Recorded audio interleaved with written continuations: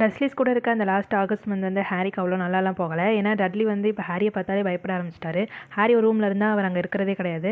அது மட்டும் இல்லாமல் பெட்டனியா வேர்னன்னு பார்த்தீங்கன்னா ஹாரியை முன்னாடி மாதிரி ஃபோர்ஸ் பண்ணி எதுவும் பண்ண சொல்கிறது கிடையாது. கபோர்டுக்குள்ளே போட்டுறதில்ல, திட்டுறதில்ல. சொல்லப்போனால் ஹாரிட்ட அவங்க பேசுகிறதே கிடையாது. ஹாரி ஒரு சேரில் உட்காந்துருந்தாங்கன்னா அந்த சேர் எம்டியாக இருக்குது அப்படிங்கிற மாதிரி தான் அவங்க ஆக்ட் பண்ணிட்டு இருக்காங்க. ஹாரிக்கு ஃபஸ்ட்டு இது கொஞ்சம் நல்லா இருந்தாலும் போக போக கொஞ்சம் டிப்ரெஸ்ட் ஆகுது. ஹாரி எப்போயுமே அவர் ரூமில் தான் இருப்பார். அவர் ஆந்தை தான் அவருக்கு கம்பெனியாக இருக்கும். அவர் ஆந்தைக்கு அவர் வந்து ஹெட்விக்னு ஒரு பேர் வச்சிருக்காரு. அந்த பேர் வந்து ஹிஸ்ட்ரி ஆஃப் மேஜிக் அப்படின்னு சொல்லிட்டு ஒரு ஸ்கூல் புக்லேருந்து தான் கண்டுபிடிச்சிருப்பாரு.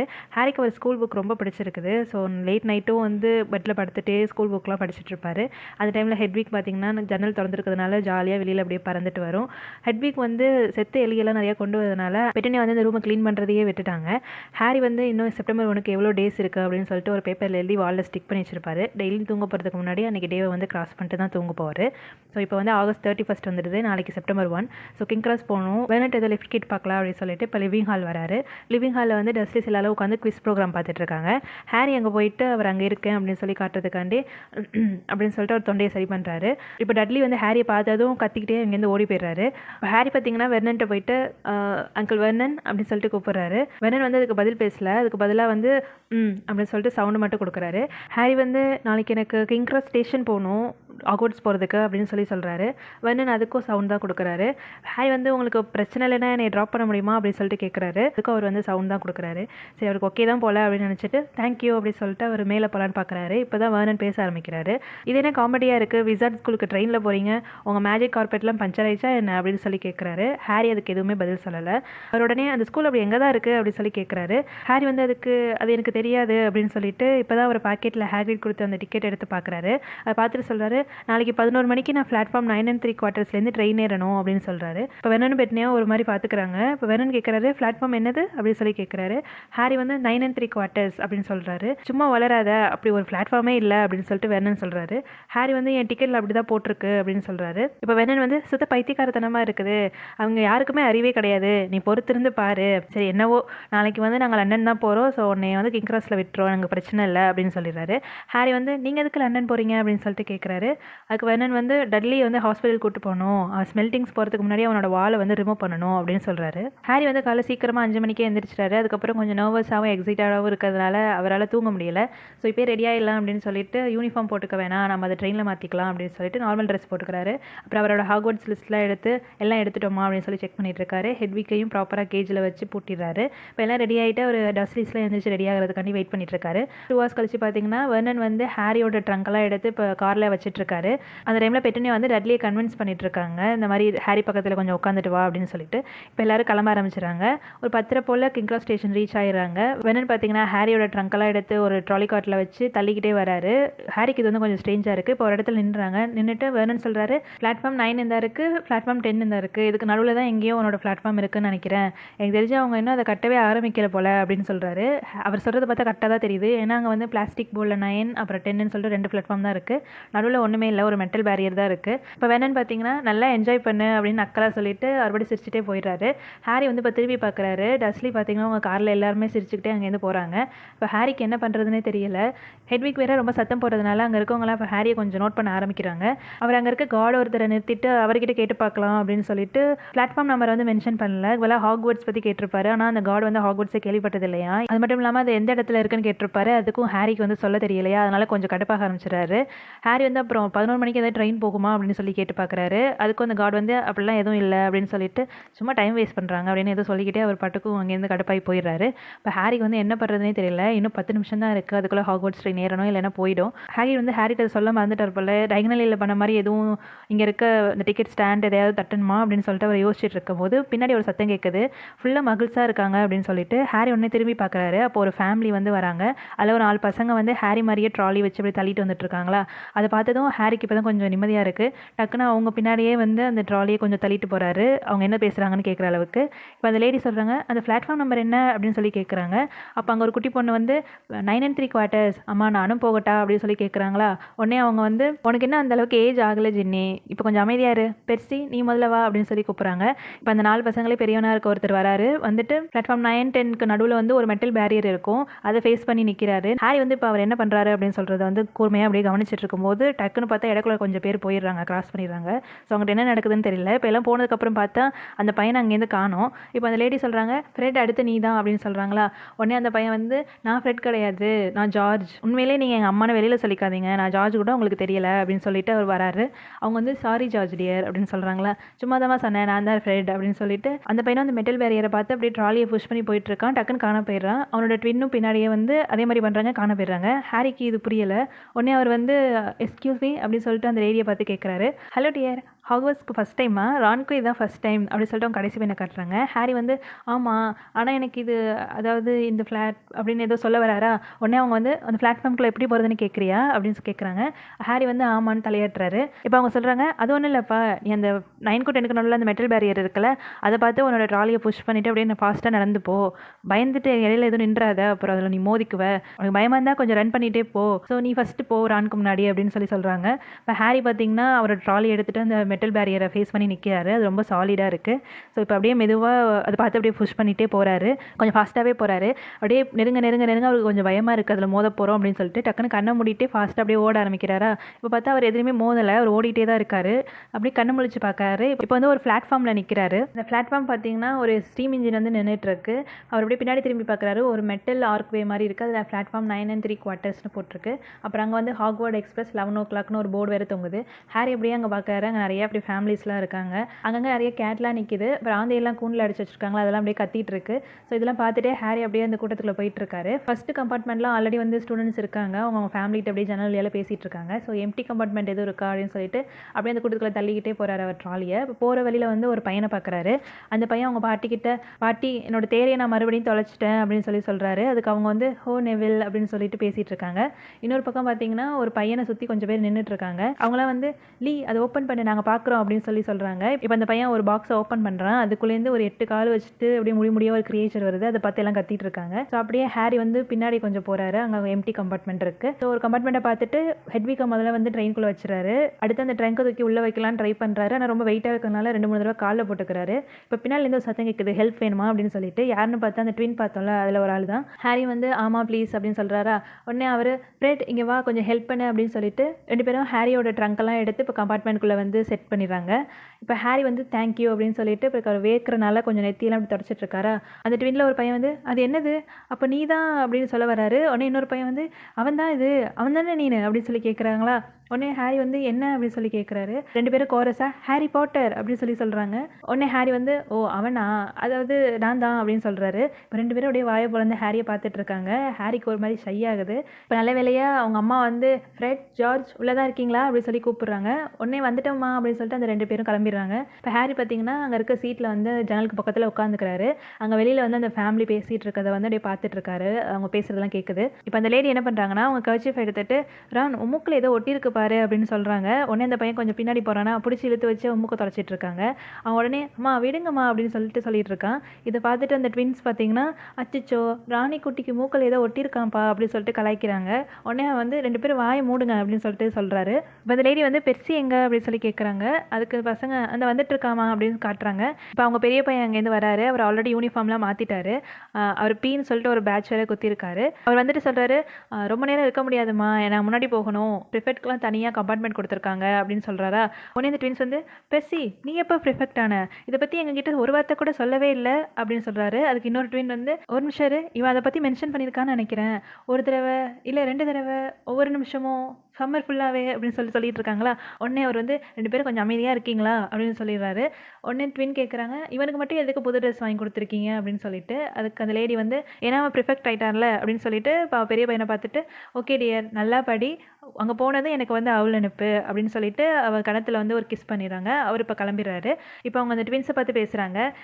இப்போ நீங்கள் 2 பேரும் இந்த தடவை ஒழுங்காக இருங்க, எனக்கு ஏதாவது ஒரு அவள் நீங்கள் இந்த மாதிரி ஏதோ டாய்லெட் சீட்டை வெடிக்க வச்சுட்டீங்க அப்படின்னு அவங்க பேசிகிட்டு இருக்கிறதுக்குள்ளே டாய்லெட் சீட்டை வெடிக்க வச்சுட்டோமா, நாங்கள் இதுவரை அந்த மாதிரி பண்ணதே கிடையாது, ஆனால் கிரேட் ஐடியா மாம் தேங்க்ஸ் அப்படின்னு சொல்லிட்டு இருக்காங்களா. உடனே அவங்க வந்து நான் ஒன்றும் ஜோக் பண்ணல, ஒழுங்காக இருங்க, அப்புறம் ராணியும் கொஞ்சம் பத்திரமா பார்த்துக்கோங்க அப்படின்னு சொல்கிறாங்களா.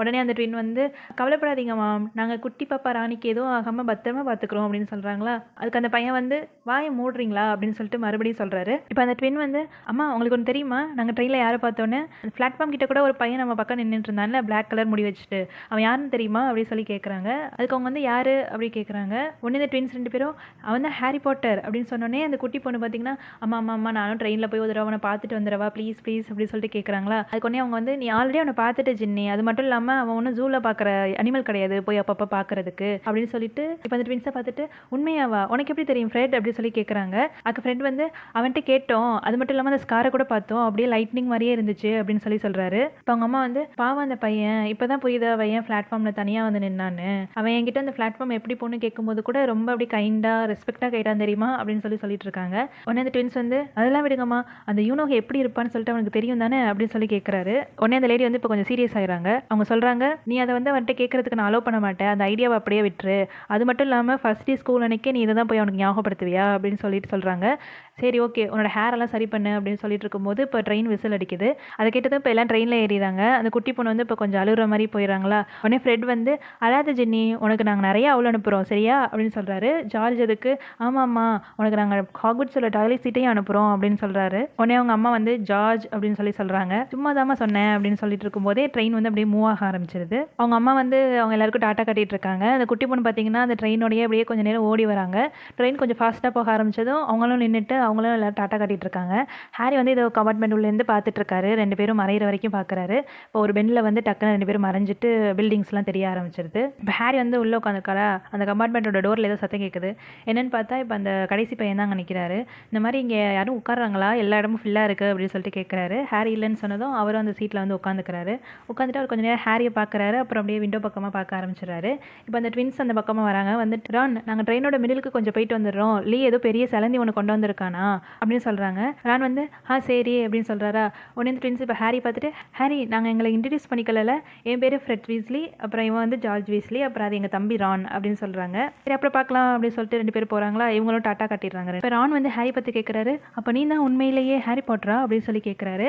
அதுக்கு ஹாரியும் வந்து ஆமான்னு சொல்லிட்டு தலையாட்டுறாரு. உடனே ரான் சொல்கிறாரு நான் ஃப்ரெட்டும் ஜார்ஜும் எப்போ போல் காமெடி பண்ணுறாங்கன்னு நினச்சிட்டு இருந்தேன், உனக்கு உண்மையிலேயே அந்த அந்த அப்படின்னு சொல்லிட்டு அவர் ஹாரியோட நெத்தி அப்படி கை காட்டுறாரா. ஹாரி உடனே புரிஞ்சுக்கிட்டு அவரோட முடியை விலக்கி காட்டுறாரு. அந்த ஸ்கார் இப்போ தெரியுது. அது அப்படியே ரான் பார்க்குறாரு. பார்த்துட்டு இதுதான் அந்த யூனோ ஹூ அப்படின்னு கேட்கும்போது ஹாரி ஆமாம் ஆனால் எனக்கு எதுவுமே ஞாபகம் இல்லை அப்படின்னு சொல்லிடுறாரு. உடனே ரான் வந்து ஒன்றுமே ஞாபகம் இல்லையா அப்படின்னு கேட்குறாரு. அதுக்கு ஹாரி வந்து ஒரு க்ரீன் கலர் வெளிச்சம் மட்டும் தான் ஞாபகத்துக்கு வரும், வேறு எதுவுமே எனக்கு ஞாபகம் இல்லை அப்படின்னு சொல்கிறாரா. உடனே இந்த பையன் வந்து வாவ் அப்படின்னு சொல்லிட்டு இப்படி ஹாரியே பார்த்துட்டு இருக்காரு. அப்புறம் கொஞ்சம் நேரத்தில் என்ன பண்ணுறோன்னு ரியலைஸ் பண்ணிட்டு அப்புறம் விண்டோ பக்கமாக பார்க்க ஆரம்பிச்சிடாரு. ஹாரிக்கும் பார்த்தீங்கன்னா இவரை பற்றி கொஞ்சம் கேட்கணும்னு தோணுது. உடனே அவர் கேட்குறாரு உங்கள் ஃபேமிலியில் எல்லாருமே விசார்ட்ஸா அப்படின்னு சொல்லி கேட்குறாரு. அதுக்கு ரான் வந்து அப்படி தான் நினைக்கிறேன், ஆனால் அம்மாவோட ஒரு கசின் வந்து அக்கௌண்டண்ட்டாக இருக்காங்க, நாங்கள் அது வரைக்கும் அவங்கள்ட்ட பேசுனது கிடையாது அப்படின்னு சொல்கிறாரு.